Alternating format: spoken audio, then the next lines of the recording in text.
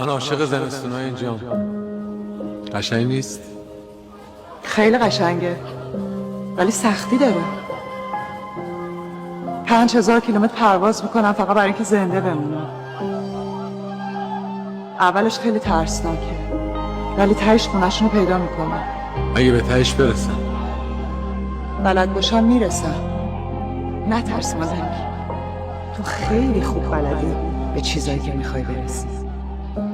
مثل چشمه ها نبود، مثل آسمون نبود، اون که دیوونم کرد لایق جنون نبود.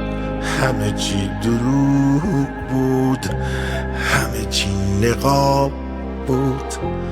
بخت خوش خیال من خواب خواب خواب بود. من یه آهنگی رو ترمیم کرده بودم که تو خیلی من باید میرفتم با قطاری که برام آخرین گلوله آخرین خشاب بود. من باید میرفتم زود زود زود زود، یکی تو خاطره ها زخم برداشته بود. سیه من دیگه کار کثیف نمیکنم که بخوام تمیزش کنم. باور کنی یا باور نکنی من میخوام زندگی کنم مثل یه آدم عادی. میخوام یه زندگی جدید شروع کنم با سیما. پروژه نروژیان دارم راه میندازم. میخوام آب بریزم روی این آتیش. خبری نیست سیه. نه اینجوری هم نیست. شدی جان والجان؟ میخوای آدم خوبه قصه باشی؟ بشی شهردار مادلن؟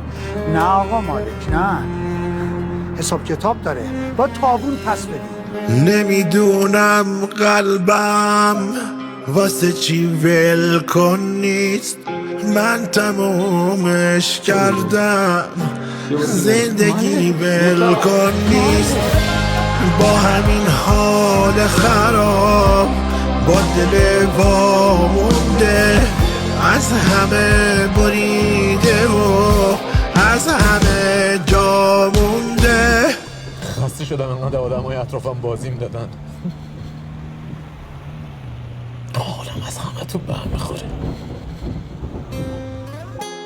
من باید میرفتم با قطاری که برام آخرین گلوله آخرین خشاب بود.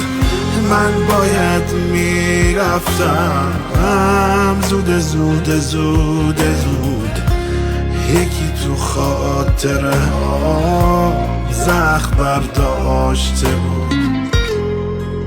نیستم بابا، ما عاشق زمستونای اینجام. خیلی قشنگه ولی خب سختی داره.